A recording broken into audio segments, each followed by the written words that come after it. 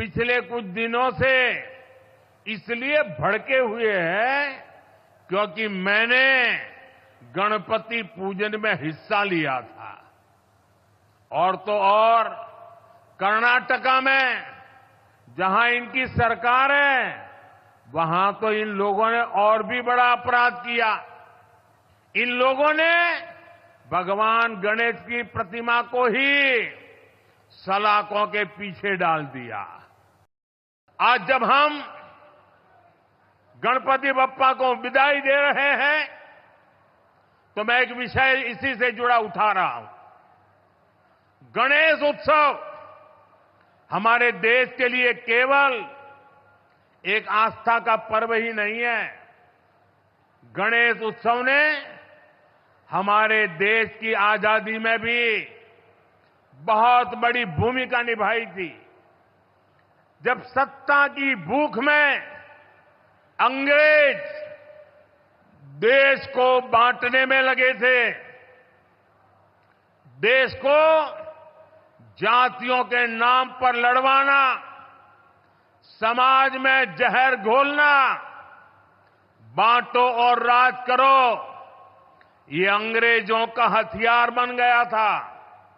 तब लोकमान्य तिलक ने गणेश उत्सव के सार्वजनिक आयोजनों के जरिए भारत की आत्मा को जगाया था।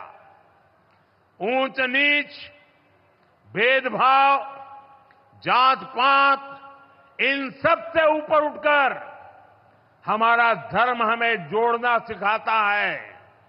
गणेश उत्सव इसका प्रतीक बन गया था। आज भी जब गणेश उत्सव होता है हर कोई उसमें शामिल होता है। कोई भेद नहीं, कोई फर्क नहीं, पूरा समाज एक शक्ति बन करके, एक सामर्थ्यवान बन करके खड़ा होता है।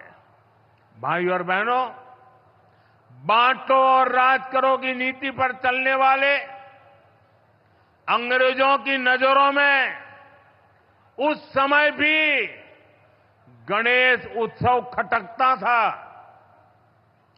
आज भी समाज को बांटने और तोड़ने में लगे सत्ता के भूखे लोगों को गणेश पूजा से परेशानी हो रही है। आपने देखा होगा कांग्रेस और उसके इकोसिस्टम के लोग पिछले कुछ दिनों से इसलिए भड़के हुए हैं क्योंकि मैंने गणपति पूजन में हिस्सा लिया था। और तो और कर्नाटका में जहां इनकी सरकार है वहां तो इन लोगों ने और भी बड़ा अपराध किया। इन लोगों ने भगवान गणेश की प्रतिमा को ही सलाखों के पीछे डाल दिया। पूरा देश उन तस्वीरों से विचलित हो गया। ये नफरत भरी सोच, समाज में जहर घोलने की ये मानसिकता, ये हमारे देश के लिए बहुत खतरनाक है। इसलिए ऐसी नफरती ताकतों को हमें आगे नहीं बढ़ने देना है। साथियों, हमें साथ मिलकर अभी कई बड़े मुकाम हासिल करने हैं। हमें उड़ीसा को, अपने देश को सफलता की नई ऊंचाइयों पर लेकर जाना है। ओडिशा बांसी करो समर्थनो पोइमो चिर ऋणी मोदी रो आशा।